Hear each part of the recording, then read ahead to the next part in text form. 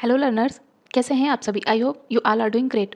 तो हम लोग प्रैक्टिस सेट सॉल्व कर रहे हैं पीसीएस तथा आने वाले आरओ एग्जाम के लिए, जिसका ये सेकंड पार्ट होगा। तो इसमें पहला क्वेश्चन है कि नमक और बर्फ़ के मिश्रण से 0 डिग्री सेल्सियस के नीचे का जो तापमान है प्राप्त होता है।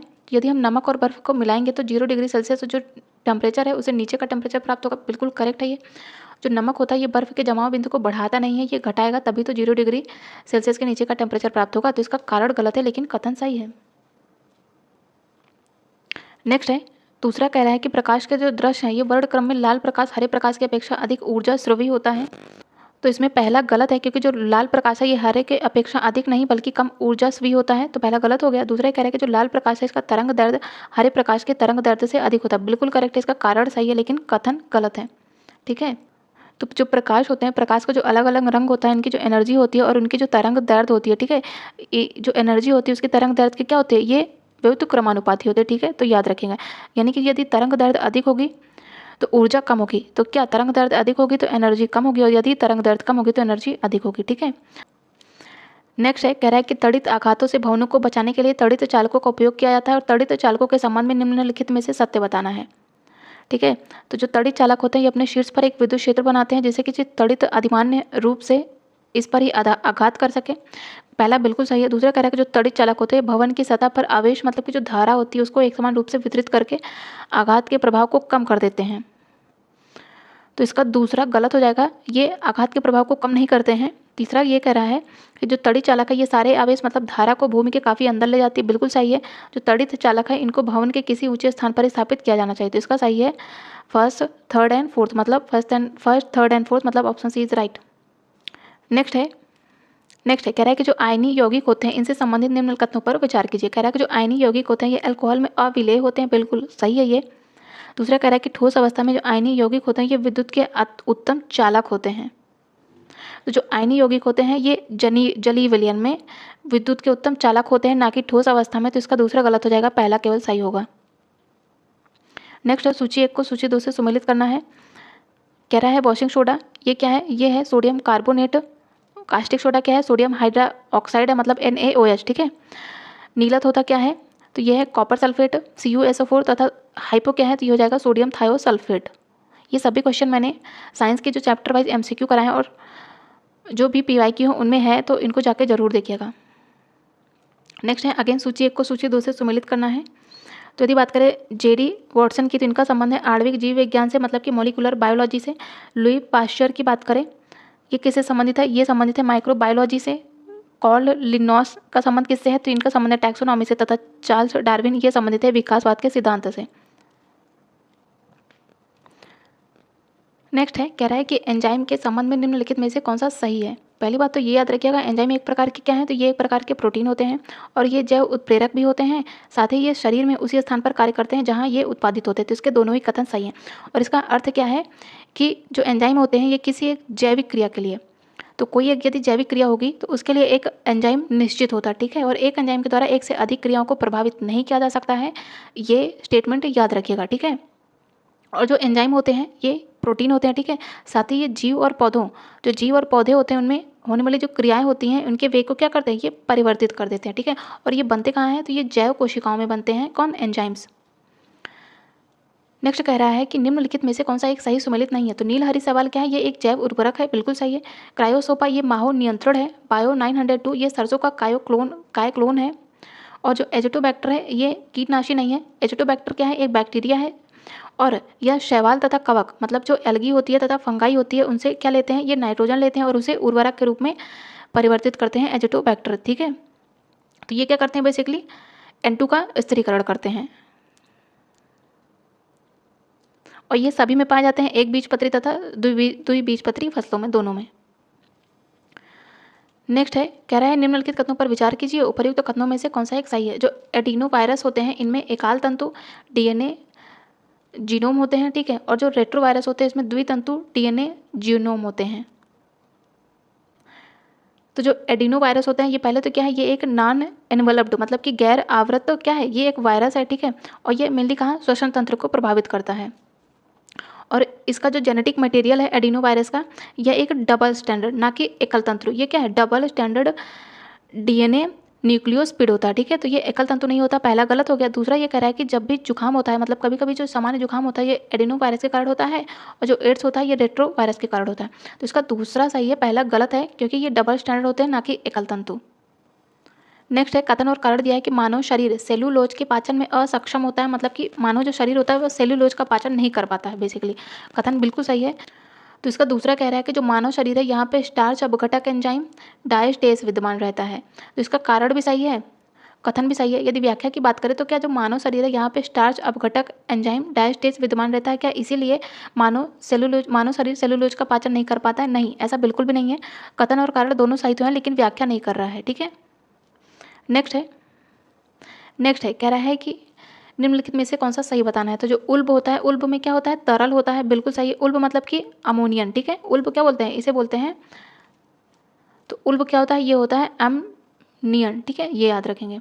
और ये तरल पदार्थ का आवरण होता है उल्ब। और ये पराश्रव्य ध्वनि क्रमवीक्षण किसी भ्रूण के लिंग का संसूचन कर सकता है। तो जो पराश्रव्य ध्वनि होती है, क्रमवीक्षण किसी भ्रूण का जो लिंग होता है उसका संसूचन भी कर सकता है। तो इसका दूसरा भी सही है, पहला भी सही है। तो जो उल्ब होता है एमनोनियन, ये एक तरल आवरण होता है। और यही उल्ब क्या करता है? जो गर्भावस्था होती है उस टाइम पे जो भी बाहरी क्षति होती है उसके दबाव से बचाता है। साथ ही जो भ्रूण होता है उसके विकास और हलचल के योग्य क्या ये वातावरण पैदा करता है, ठीक है। और जो अल्ट्रासाउंड रेज होती हैं, मतलब जो अल्ट्रासाउंड स्कैन होता है, इसमें क्या होता है? हाई फ्रिक्वेंसी वाली ध्वनि होती है, ठीक है। जो अल्ट्रावायलेट साउंड होता है इसमें हाई फ्रिक्वेंसी वाली ध्वनि होती हैं। और ये पेट के जरिए जो गर्भाशय है वहाँ पर भेजी जाती है। और ये तरंगे क्या करती है? शिशु को वापस छू के वापस आती है। कौन? अल्ट्रावायलेट रेज, ठीक है। और इसी के माध्यम से भ्रूण के लिंग का भी पता लगाया जाता है, तो ये भी याद रखेंगे। नेक्स्ट है कथन और कारण दिया। कथन ये कह रहा है कि जो अधिकांश विटामिन होते हैं ये मानव शरीर में संश्लेषित नहीं किए जाते हैं, बिल्कुल सही है। मानव अंग केवल अनिवार्य सूक्ष्म पोषकों का ही संश्लेषण कर सकते हैं। इसका कारण गलत है, लेकिन कथन सही है, ठीक है। तो जो अधिकांश विटामिन है ये मानव शरीर में संश्लेषित नहीं किए जाते हैं। मतलब क्या हुआ इसका? कि जो मानव शरीर है ये स्वयं विटामिन उत्पन्न नहीं कर सकता। विटामिन क्या हमें भोजन के द्वारा मिलता है, ठीक है। और जो सूक्ष्म पोषक तत्व होते हैं ये इनका मानव शरीर के द्वारा अत्यंत कम मात्रा में संश्लेषण किया जाता है, ठीक है। नेक्स्ट है कह रहा है कि निम्नलिखित में से कौन सा एक सही सुमेलित नहीं है। तो विटामिन B6 किससे मिलता है? धान के चोकर मतलब कि राइस ब्रान से मिलता है। B2 कॉड यकृत ऑयल से नहीं मिलता है, ये मिलता है हमें हरी सब्जियों से, ठीक है। तो इसका बी गलत हो जाएगा। और ऑप्शन यदि बात करें विटामिन E की, तो ये मिलेगा हमें गेहूं के अंकुरित तेल से, और विटामिन K मिलेगा अल्फा से। और ये याद रखिएगा कि जो कॉड यकृत तेल है ये मिलता कहाँ से? तो ये मिलेगा हमें विटामिन A तथा D से। नेक्स्ट है सेंसस से रिलेटेड क्वेश्चन है कि 2011 की जनगणना के अनुसार निम्नलिखित में से भारत के किस यूनियन टेरिटरी में न्यूनतम लिंगानुपात पाया जाता है? तो ये पाया जाता है दमन तथा दीव में। और सबसे ज़्यादा लिंगानुपात कहाँ मिलेगा? तो ये मिलेगा कहाँ? पुडुचेरी में। तो पुडुचेरी में सबसे ज़्यादा मिलेगा, और सबसे कम कहाँ मिलेगा? दमन और दीव में। और 2011 के अनुसार भारत का लिंगानुपात है कितना? ये है 943। और सबसे कम लिंगानुपात वाला राज्य कौन सा है? यदि राज्य पूछे तो हो जाएगा हरियाणा, जिसका लिंगानुपात है 879। नेक्स्ट है जनगणना 2011 के अनुसार ही सर्वाधिक औसत साक्षरता वाले 4 जिलों का सही अवरोही क्रम बताना है। अवरोही का क्या मतलब हुआ? ज़्यादा से कम की ओर, ठीक है। 4, 3, 2, 1 के ऑर्डर में लगाना है। तो सबसे ज़्यादा साक्षरता कहाँ पे है? गौतम बुद्ध नगर में, देन कानपुर में, एंड देन औरैया, एंड सबसे कम इटावा, ऑप्शन के अकॉर्डिंग। तो ये हो जाएगा ऑप्शन बी। और गौतम बुद्ध नगर में कितनी लिटरेसी? ये है 80.12 लिटरेसी। नेक्स्ट है भारत में जो नगरीकरण है उसके संबंध में कथन दिया है। कह रहा है कि 2011 की जनगणना के अनुसार देश की कुल नगरीय जनसंख्या का 60% से अधिक फर्स्ट श्रेणी के नगरों में निवास करती है, बिल्कुल सही है ये। दूसरा कह रहा है कि 2011 में ही देश में 10 लाख से अधिक जनसंख्या वाले 53 नगर संकुल थे। तो इसके पहला और दूसरा दोनों ही कथन सही है। नेक्स्ट है नीचे दिए गए निम्नलिखित नगर केंद्रों को जनसंख्या मतलब 2011 के साथ अवरोही क्रम में लगाना है, ठीक है। ये नगरीय केंद्र दिए गए हैं, जनसंख्या के अकॉर्डिंग बताना है। तो इसमें दिए गए ऑप्शन के अकॉर्डिंग गाजियाबाद में सबसे ज़्यादा जनसंख्या कितनी है? 23 लाख, ठीक है। 58,525 है, ठीक है। उसके बाद कौन आता है? उसके बाद आता है फर्स्ट पे आएगा गाजियाबाद, और सेकंड पर आएगा कौन सा? आगरा। थर्ड पर कौन सा आएगा? वाराणसी आएगा। एंड फोर्थ पर कौन सा आएगा? मेरठ आएगा। तो इसमें अवरोही क्रम पूछा है तो इसमें हो जाएगा 2, 3, 4, 1, तो इसमें पहला है लॉरेंज वक्र, मतलब कि इन्फ्लेशन। इसे क्या करते हैं, आय या फिर संपदा के वितरण में असमानता को संदर्भित करते हैं, ठीक है। और लॉरेंज वक्र को 1905 में किसके द्वारा, मैक्स लॉरेंज के द्वारा विकसित किया गया था। फिलिप्स वक्र की बात करें तो ये मुद्रास्फीति तथा रोजगार से संबंधित है, ठीक है। और एंजल वक्र की बात करें तो ये आय तथा खाद्य के अनुपात को दर्शाता है, तथा लाफर वक्र पर व्यय का या कर दरें और कर राजस्व को दर्शाता है। नेक्स्ट है, कह रहा है कि जो चीनी उद्योग है ये दक्षिण भारत में अधिक विकसित है, तो ये गलत हो जाएगा। चीनी उद्योग दक्षिण में नहीं। और सबसे ज़्यादा टॉप पर कौन है, टॉप पर है यूपी। दक्षिण भारत में तो है लेकिन सेकंड पर है महाराष्ट्र, तो इसमें टॉप पर है यूपी, तो इसका पहला गलत हो जाएगा चीनी उत्पादन में, ठीक है। दूसरा ये कह रहा है कि जो गन्ने की प्रति हेक्टेयर पैदावार है तथा गन्ने में रस की मात्रा ये दक्षिणी राज्यों में अधिक होती है, ये सही है, बिल्कुल सही है। तो जो गन्ने की प्रति हेक्टेयर पैदावार होती है ये साउथ में अधिक है, लेकिन ओवरऑल यदि चीनी उद्योग की बात करें, चीनी उद्योग की बात कर रहा है तो उसमें यूपी टॉप पर है, ठीक है। और भारत क्या है, भारत के संदर्भ में ये याद रखिएगा कि भारत जो विश्व में है गन्ने मतलब कि शुगर केन का सबसे बड़ा उपभोक्ता है। और सेकंड उत्पादक कौन सा है, ये भी भारत है। तो सेकंड प्रोड्यूसर कौन सा है, ये है भारत। और ये सबसे ज़्यादा क्या कंज्यूमर में भी है। तो इंडिया में क्या है, इंडिया में प्रोडक्शन तो हो रहा है लेकिन हम लोग क्या उतनी चीनी खा भी रहे हैं, कंज्यूम भी कर ले रहे हैं। नेक्स्ट है, अगेन निम्नलिखित में से कौन सा एक सही सुमेलित नहीं है। यूपी CAR ये कहाँ पे है, मतलब कि Uttar Pradesh council of agriculture research जो कि लखनऊ में है। IARI मतलब कि इंडियन एग्रीकल्चर रिसर्च इंस्टीट्यूट कहाँ पे है, नई दिल्ली में है। IVRI मतलब क्या, Indian veterinary V stand for veterinary research institute कहाँ पे है, जो कि इज्जतनगर बरेली में है, तो इसका तीसरा गलत हो जाएगा। और NDRI मतलब क्या, national D stand for dairy research institute कहाँ पे है, करनाल, जो कि हरियाणा में है। इसकी स्थापना कब होती है NDRI की, तो 1923 में होती है। नेक्स्ट है, निम्नलिखित में से कौन सा एक सही सुमेलित नहीं है। तेल शोधनशाला यूपी में कहाँ है, मथुरा में है। और उर्वरक संयंत्र ये लखनऊ में नहीं है, ये कहाँ पे है, फूलपुर जो कि प्रयागराज में है, गोरखपुर में है, ठीक है। तो उर्वरक संयंत्र गोरखपुर, फूलपुर, कानपुर, बरेली आदि में है, ना कि लखनऊ में। कालीन उद्योग से संबंधित है भदोही, तथा एल्यूमिनियम उत्पादक से संबंधित है सोनभद्र। नेक्स्ट हम बात करेंगे, कह रहा है कि भारत में मौद्रिक नीति के संबंध में निम्नलिखित में से कौन सा सही है। तो ऊंची रेपो दर का मतलब क्या है कि बैंकिंग प्रणाली में कम मात्रा में शाख का प्रवाह होना। यदि हम बात करें रेपो रेट की तो ये क्या होता है, ये वह ब्याज होता है, ठीक है, या वह ब्याज होता है, मतलब कि यह वह ब्याज होता है, रेपो रेट वह ब्याज होता है जिस पर जो RBI होती है, वह RBI वाणिज्यिक बैंकों को अल्पकालीन ऋण प्रदान करता है। RBI देता है वाणिज्यिक बैंकों को ऋण, ठीक है। कौन देता है, RBI देता है, ठीक है। और यदि हम रेपो रेट बढ़ाएंगे तो क्या होगा, शाख प्रवाह कम हो जाता है, लेकिन यदि घटाएंगे तो शाख प्रवाह बढ़ेगा, ठीक है। तो यदि हम रेपो रेट बढ़ाएंगे तो शाख प्रवाह कम होगा और घटाने पर शाख प्रवाह बढ़ेगा, तो पहला बिल्कुल सही है। दूसरा कह रहा है कि वर्तमान समय में मुद्रास्फीति को नियंत्रण करने के लिए RBI ने रेपो रेट तथा रिवर्स रेपो रेट पर भरोसा किया। इसके दोनों ही कथन सही है।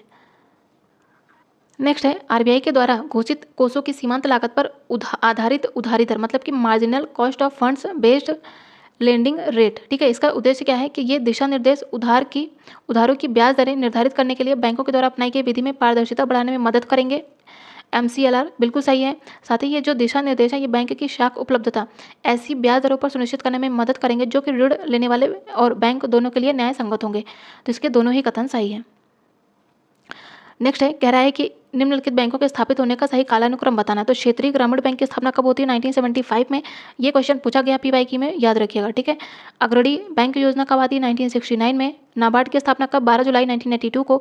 और SBI की स्थापना कब होती है, ये होती है 1955 में, मतलब कि हमारे संविधान लागू होने के 5 साल बाद। तो ये डेट्स याद रखिएगा। नेक्स्ट है, कथन और कारण दिया। कथन ये कह रहा है कि जो राजकोषीय घाटा है ये बजटीय घाटे से बड़ा होता है, बिल्कुल सही है ये। और राजकोषीय घाटे का अर्थ क्या है कि सरकार के द्वारा जो RBI से उधार लेकर तथा सरकार के अन्य देयताओं से लेकर अपने खर्च को पूरा करना, यही कहलाता है RBI घाटा। तो इसीलिए क्या होता है, इसीलिए राजकोषीय घाटा बजटीय घाटे से हमेशा बड़ा होता है। इसका कथन और कारण दोनों सही है, साथ में व्याख्या भी कर रहा है, ठीक है। नेक्स्ट है, निम्नलिखित वैधानिक प्रावधानों के पारित होने से कालक्रमानुसार कौन सा अनुक्रम सही है, मतलब कि कौन सा एक्ट कब पारित किया गया था। तो इसमें यदि हम बात करें विदेशी विनिमय नियमन एक्ट कब पारित किया जाता है, तो ये क्या जाता है 1973 में। 1973 में क्या आता है, प्रोजेक्ट टाइगर आता है। MRTP एकाधिकारी एवं प्रतिबंधित व्यापार एक्ट कब आता है, यह आता है 1969 में। प्रतिस्पर्धा एक्ट कब आता है, 2002 में। और विदेशी विनिमय प्रबंधन एक्ट कब आता है, यह आता है 1999 में। नेक्स्ट है कथन और कारण दिया। कथन ये कह रहा है कि जो शहरी गरीबी होती है इनकी जड़ ग्रामीण क्षेत्रों में होती है, बिल्कुल सही है। कारण ये कह रहा है कि ग्रामीण क्षेत्र होते हैं यहाँ पे शिक्षा का स्तर निम्न होता है, कारण भी सही है। लेकिन ग्रामीण क्षेत्रों में शिक्षा का स्तर निम्न होता है क्या, इसीलिए शहरी गरीबी की जड़ ग्रामीण क्षेत्रों में होती है, नहीं, ऐसा बिल्कुल भी नहीं है। कथन और कारण दोनों सही तो हैं लेकिन व्याख्या नहीं कर रहा है। नेक्स्ट है कौशल भारत अभियान, ठीक है, ये शुरू किया गया था, इसके बारे में सही बताना है। तो इसकी शुरुआत प्रधानमंत्री करते हैं, कब करते हैं, जुलाई 2015 में, बिल्कुल सही है। इसका उद्देश्य क्या होता है कि भारत के युवाओं को सूचना तकनीकी में प्रशिक्षित करना, ठीक है। तो इसका दूसरा गलत है, क्योंकि कौशल भारत अभियान 2015 में तो शुरू किया जाता और ये युवाओं के सिर्फ सूचना तकनीकी में ही नहीं, ये विभिन्न क्षेत्रों में, मतलब कि डिफरेंट एरियाज में उनकी कार्यक्षमता को बढ़ाना शामिल था इसमें, ठीक है। तो इसका दूसरा गलत है, पहला सही है। नेक्स्ट है, कह रहा है कि निम्नलिखित कथनों पर विचार कीजिए। कह रहा है कि संवैधानिक सरकार क्या होती है, तो यह वह सरकार होती है जो कि व्यक्ति की स्वतंत्रता के हित में राज्य की सत्ता पर प्रभावकारी प्रतिबंध लगाती है। तो इसका सिर्फ और सिर्फ दूसरा सही है। नेक्स्ट है कथन और कारण दिया है कि कथन कह रहा है कि भारत एक संघात्मक राज्य है जिसमें एकात्मकता के सशक्त तत्व पाए जाते हैं, बिल्कुल सही है। और भारत एक संसदीय लोकतंत्र भी है, इसका कारण भी सही है। लेकिन यदि हम व्याख्या की बात करें तो भारत एक संसदीय लोकतंत्र है, ठीक है। क्या इसीलिए भारत एक संघात्मक राज्य है जिसमें एकात्मकता के सशक्त तत्व पाए जाते हैं, नहीं, ऐसा बिल्कुल भी नहीं है। तो इसका कथन और कारण दोनों सही तो है लेकिन व्याख्या नहीं कर रहा है। अगेन कथन और कारण दिया है। कथन कह रहा है कि भारत एक लोकतांत्रिक देश है, बिल्कुल सही है। और भारत का एक संविधान भी है, कारण भी सही है। तो यदि हम इसकी व्याख्या की बात करें तो भारत का अपना एक संविधान है, तो क्या इसीलिए भारत एक लोकतांत्रिक देश है, नहीं, ऐसा नहीं है। ये दोनों स्टेटमेंट अलग अलग करेक्ट हैं, तो इसका ऑप्शन बी सही होगा। नेक्स्ट है प्रमुख कृत्यकारी है और उनकी शपथ से क्वेश्चन है, ठीक है, शपथ से, ये याद रखिएगा। पहला कह रहा है कि जो भारत का राष्ट्रपति ये शपथ लेता है तो भारत के संविधान और निष्ठा की शपथ लेता है, ठीक है।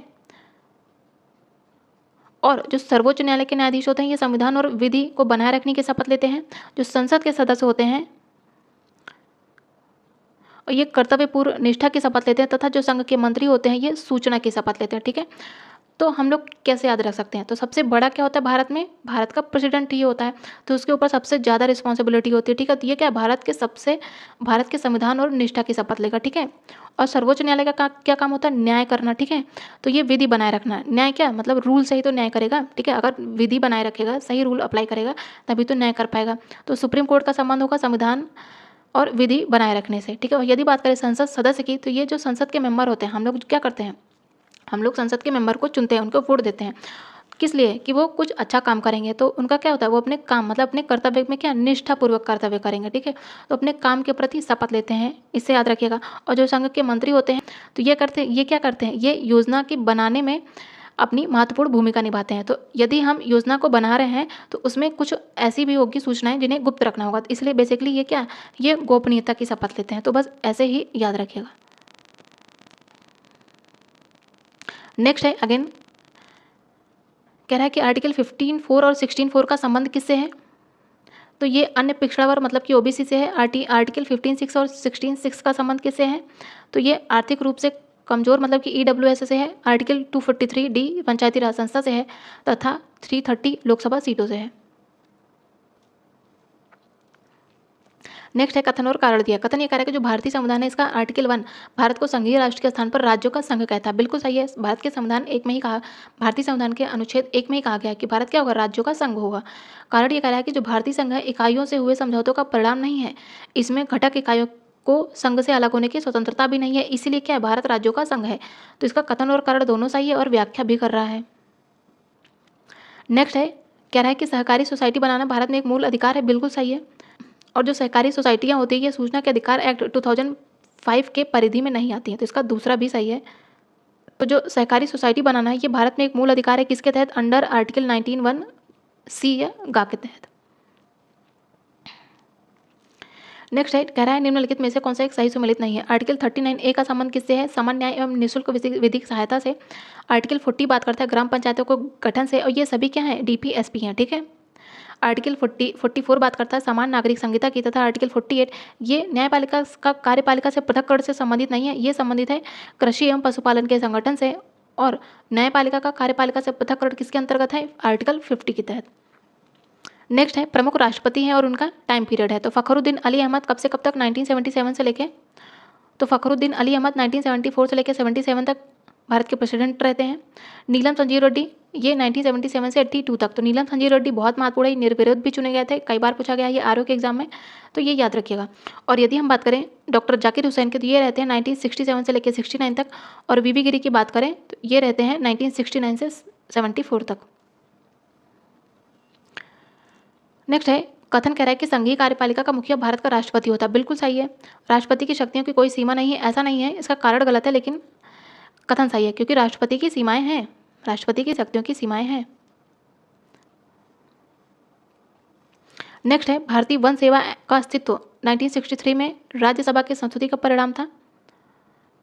तो भारतीय वन सेवा को 1963 नहीं 1966 में लाया जाता है, तो इसका पहला गलत हो गया। दूसरा कह रहा है कि जो राज्यसभा है ये अपने उपस्थित और मत देने वाले सदस्यों के 2/3 बहुमत से या फिर एक या अधिक अखिल भारतीय राज्यों को निर्मित कर सकती है। ठीक है, इसका कारण सही है लेकिन कथन गलत है।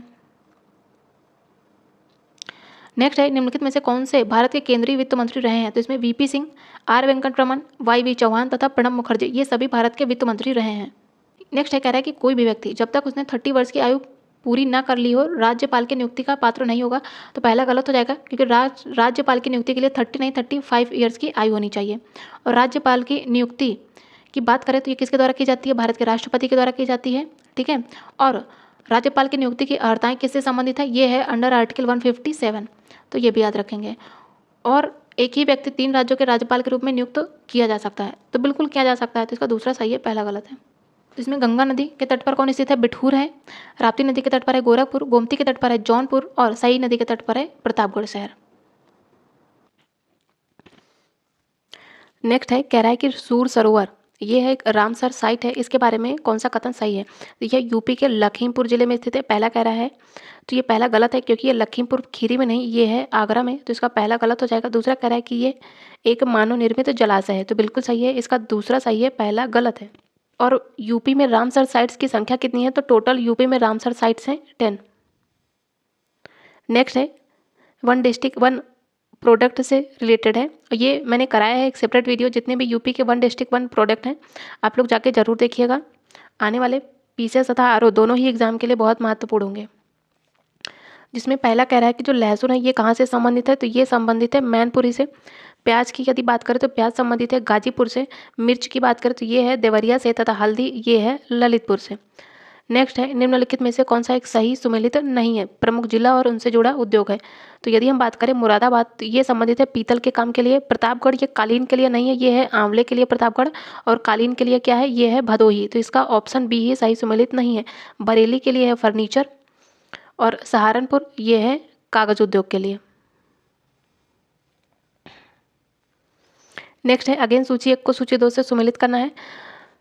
कह रहा है प्रमुख उद्योग और उनसे जुड़ा स्थान है, तो सीमेंट उद्योग के लिए क्या है? ये है चुर्क। कागज उद्योग के लिए है सहारनपुर, इलेक्ट्रॉनिक्स के लिए है कानपुर तथा फर्नीचर के लिए है बरेली। नेक्स्ट है, पीतल के सामान के लिए क्या प्रसिद्ध है? ये है मुरादाबाद। यदि माचिस के लिए बात करें तो इसके लिए प्रसिद्ध है बरेली। खेल के सामान के लिए है मेरठ तथा लकड़ी पर नक्काशी के लिए प्रसिद्ध है सहारनपुर। नेक्स्ट है, प्रमुख हवाई अड्डे और उनसे जुड़ा नगर है, तो बमरौली हवाई अड्डा कहाँ है? ये इलाहाबाद में मतलब प्रयागराज में है। चकेरी ये कहाँ पर है? ये है कानपुर में। फुर्सतगंज कहाँ है? रायबरेली में है। तथा हिंडन ये है गाजियाबाद में। नेक्स्ट है, प्रमुख लोकगीत है और उनके गायन का अवसर, मतलब कि कौन सा लोकगीत है कौन से अवसर पर गाया जाता है? चैती की बात करें तो यह एक प्रकार का मौसमी गीत है। कजरी की बात करें तो यह विवाह तथा मौसमी गीत है। कजरी रसिया ये ब्रज का लोकगीत है तथा सोहर ये संस्कार गीत है। नेक्स्ट है, सूची 1 को सूची 2 से सुमेलित करना है। कनक भवन कहाँ पर है? ये है अयोध्या में। देवा शरीफ मेला लगता कहाँ पे? ये है बाराबंकी में। और कामतगिरी पर्वत कहाँ पर है? तो ये है चित्रकूट में। तथा कालिंजर दुर्ग ये है बांधा में। नेक्स्ट है, कह रहा है कि भारत कौशल रिपोर्ट 2024 के बारे में निम्नलिखित कथनों पर विचार कीजिए। पहला कह रहा है कि इसे श्रम मंत्रालय द्वारा जारी किया गया था, तो इसका पहला गलत है, क्योंकि इसे श्रम मंत्रालय ने नहीं, इसे अखिल भारतीय तकनीकी शिक्षा परिषद ने जारी किया था। ठीक है, अखिल भारतीय तकनीकी शिक्षा परिषद ने जारी किया था। दूसरा, इस रिपोर्ट में था कि जो युवा हैं उनके काम करने के लिए सबसे ज़्यादा उपयुक्त स्थान कौन सा है? कोच्चि तथा तिरुवनंतपुरम है, तो इसका दूसरा सही है, इसका पहला गलत है। नेक्स्ट है, कह रहा है कि फरवरी 2024 में घोषित उत्तर प्रदेश संस्कृत संस्थान पुरस्कार 2022 के विषय में कौन सा कथन सही है? तो यूपी संस्कृत संस्थान वर्ष 2022 का विश्व भारती पुरस्कार ये प्रोफेसर रहस बिहारी द्विवेदी को दिया गया है, बिल्कुल सही है ये। दूसरा कह रहा है कि जो महर्षि व्यास पुरस्कार है ये प्रोफेसर आंजनेय शास्त्री को प्रदान किया गया है, तो इसका पहला और दूसरा दोनों ही कथन सही है। नेक्स्ट है, कह रहा है कि भारत के दूसरे स्पेस पोर्ट के संबंध में निम्नलिखित कथनों पर विचार कीजिए। कह रहा है कि इसकी आधारशिला प्रधानमंत्री नरेंद्र मोदी ने फरवरी 2024 में तमिलनाडु के थूथुकुडी जिले में तटीय गांव कुलाशेखरपट्टनम में रखी गई थी। पहला बिल्कुल सही है। और यह जो स्पेस पोर्ट है यह विशेष रूप से निजी क्षेत्र द्वारा विकसित छोटे उपग्रहों को लॉन्च करने के लिए बनाया गया है। तो ये भारत का दूसरा है, याद रखिएगा, और इसमें दोनों ही कथन सही हैं। नेक्स्ट है, संघीय बजट 2024-25 के संबंध में है, और ये याद रखिएगा बजट से 4 से 5 क्वेश्चन पूछे ही जाते हैं, इवन ज़्यादा ही होते हैं, तो ये वो भी डायरेक्ट डेटा पूछता है, तो अच्छे से याद रखिएगा। पहला ये कह रहा है कि जो वित्त मंत्री निर्मला सीतारमण है इन्होंने वर्ष 2024-25 के लिए 47.6 लाख करोड़ रुपए का अंतरिम बजट प्रस्तुत किया था, बिल्कुल सही है ये। और दूसरा कह रहा है कि 24-25 के लिए सरकार की कुल जो प्राप्तियां हैं उसमें से 37.02% हिस्सा ये पूंजीगत प्राप्तियों का है, तो इसका पहला और दूसरा दोनों ही कथन सही है। और यदि इसमें से बजट में जो कुल प्राप्तियां हैं उसमें 37.02% हिस्सा पूंजीगत प्राप्तियां हैं, तो राजस्व प्राप्तियां कितना होगा, वो होगा 62.98%, ये भी याद रखेंगे, ठीक है। नेक्स्ट है, 30 जनवरी 2023 को भ्रष्टाचार बोध सूचकांक 2023 जारी किया गया, इसके संबंधित निम्नलिखित कथनों पर विचार कीजिए। पहला ये कह रहा है कि यह सूचकांक इंटरनेशनल ट्रांसपेरेंसी इंटरनेशनल के द्वारा जारी किया जाता है, पहला बिल्कुल सही है। दूसरा कह रहा है कि इसमें 182 देशों को स्थान प्रदान किया गया है, तो इसका दूसरा गलत है, क्योंकि इसमें 182 नहीं ओनली 180 कंट्री शामिल है, तो इसका दूसरा गलत हो जाएगा। तीसरा कह रहा है कि इस सूचकांक में सबसे ईमानदार देश का दर्जा डेनमार्क को दिया गया है, बिल्कुल सही है। चौथा इसमें यह कह रहा है कि इस सूचकांक में भारत को 93rd रैंक मिली है, तो इसका चौथा भी सही है, पहला भी सही है, थर्ड भी सही है, इसका सही हो जाएगा 1, 3 और 4। नेक्स्ट है, हाल ही में प्लास्टिक अपशिष्ट न्यूनीकरण लिंक्ड बॉन्ड किसने जारी किया है, तो ये जारी किया है वर्ल्ड बैंक ने। साथ ही ये जो बॉन्ड है ये कितने वर्ष के लिए जारी किया जाता है, तो ये जारी किया जाता है 7 वर्ष के लिए, ये भी याद रखिएगा। नेक्स्ट है, 2024 में भारत यूनेस्को की विश्व धरोहर समिति के 46वें सत्र की अध्यक्षता कर रहा है, और ये बहुत महत्वपूर्ण है, इसको अच्छे से याद रखिएगा। तो इसका आयोजन कब से कब तक हुआ, ये हुआ 21 से लेकर 31 जुलाई के मध्य, और भारत इस सत्र की अध्यक्षता पहली बार कर रहा है, तो ये दोनों ही पॉइंट याद रखिएगा, और ये दोनों सही भी हैं। साथ ही प्रेजेंट में कितने भारत के कुल 42 स्थल यूनेस्को की विश्व धरोहर स्थलों की सूची में शामिल भी हैं। नेक्स्ट है, कह रहा है कि फरवरी 2024 में देश के पूर्व उप प्रधानमंत्री तथा वरिष्ठ भाजपा नेता लाल कृष्ण आडवाणी को भारत रत्न पुरस्कार प्रदान किए जाने की घोषणा की गई है, बिल्कुल सही है ये। दूसरा ये कह रहा है कि भारत रत्न पुरस्कार की शुरुआत कब हुई थी, ये हुई थी 1954 में, तो ये भी याद रखिएगा, और इसके दोनों ही कथन सही हैं। इसी के साथ ही भारत रत्न पुरस्कार किसको किसको दिया गया है, जो बिहार के पूर्व मुख्यमंत्री रहे हैं, कौन, कर्पूरी ठाकुर जी, उनको दिया गया है, ठीक है। और कौन, पूर्व प्रधानमंत्री चौधरी चरण सिंह को दिया गया है, ये भी पूछ सकता है, याद रखिएगा। साथ ही PV नरसिंह राव को दिया गया है, और जो वैज्ञानिक हैं हरित क्रांति के जनक भी जिन्हें कहा जाता है वो हो जाएंगे MS स्वामीनाथन, इन्हें भी दिया गया है, और इन लोगों को मरणोपरांत दिया गया है, तो ये भी याद रखेंगे। नेक्स्ट है, कह रहा है कि भारत का पहला डिजिटल राष्ट्रीय पुरालेख संग्रहालय हैदराबाद शहर में बनाया जा रहा है, बिल्कुल सही है, भारत का पहला है, तो ये बहुत महत्वपूर्ण है, क्योंकि ऐसे क्वेश्चन पूछे जाते हैं। आप लोग PYQ जरूर देखिएगा, मैंने PYQ कराए हैं, तो ऐसे क्वेश्चन जरूर पूछे जाते हैं। दूसरा कह रहा है कि इस संग्रहालय की आधारशिला प्रधानमंत्री नरेंद्र मोदी ने रखी है, तो ये दूसरा गलत हो जाएगा, क्योंकि इसकी आधारशिला जो केंद्रीय संस्कृति मंत्री हैं, ठीक है, संस्कृति मंत्री किसके द्वारा, G किशन रेड्डी जी के द्वारा इसकी आधारशिला रखी गई है। नेक्स्ट है, कह रहा है कि 2 फरवरी 2024 को प्रधानमंत्री नरेंद्र मोदी ने एकीकृत समुद्री सर्वाइवल प्रशिक्षण केंद्र ONGC संस्थान का उद्घाटन किया है, तो इसका उद्घाटन प्रधानमंत्री नरेंद्र मोदी ने ही किया है, और कहाँ पे किया है, गोवा में किया है, लेकिन कब किया है, 2 फरवरी नहीं, ये किया है 6 फरवरी को, ठीक है, तो इसका पहला गलत हो जाएगा। दूसरा कह रहा है कि इसका उद्घाटन गोवा में किया है, तो इसका दूसरा सही है, पहला गलत है। नेक्स्ट है, कह रहा है कि यूपी गवर्नमेंट के द्वारा घोषित मुख्यमंत्री खेत सुरक्षा योजना का मुख्य फोकस किसानों की सुरक्षा सुनिश्चित करना है, बिल्कुल सही है। इस योजना को 50 करोड़ रुपए प्रावधान के साथ प्रारंभ किया गया है। तो इसका दोनों ही कथन सही है। इसका डेटा याद रखिएगा क्योंकि ऐसे डेटा पूछे जाते हैं, यूपी में पीसीएस में भी पूछे गए थे 2023 में, तो इसको याद रखिएगा और ये दोनों कथन सही है। नेक्स्ट है, कह रहा है कि उपर्युक्त में से कौन सा असत्य है। तो असत्य पूछा है और पहला कह रहा है कि फरवरी 2024 में प्रधानमंत्री नरेंद्र मोदी ने पीएम सूर्य घर मुफ्त बिजली योजना को लॉन्च किया है। ये तो बिल्कुल सही है। और इस योजना में देश के 1 करोड़ घरों की छत पर सौर ऊर्जा प्रणाली की स्थापना का लक्ष्य निर्धारित किया गया है। बिल्कुल सही है। दूसरा भी, ये योजना अच्छे से याद रखिएगा, इसके पूछे जाने के 99% चांसेस हैं क्योंकि ये योजना न्यूज़ में भी रही थी। और इसका बजट में कितना एलोकेशन और बजट में इसका कितना एलोकेशन किया गया ये भी याद रखिएगा। कितना है, 75,000 करोड़ रुपए से अधिक के निवेश के साथ ही इसे लॉन्च किया गया है। इसके पहले, दूसरे और तीसरे कथन तीनों ही सही है, लेकिन इसमें गलत पूछा है, तो इसलिए इसमें हो जाएगा none of the above. Next है, अंतरिम बजट से जुड़ा क्वेश्चन है। कह रहा है कि अंतरिम बजट 2024-25 में निम्नलिखित में से किससे भारत सरकार को सर्वाधिक कर प्राप्त होता है। तो ये होता है आयकर से।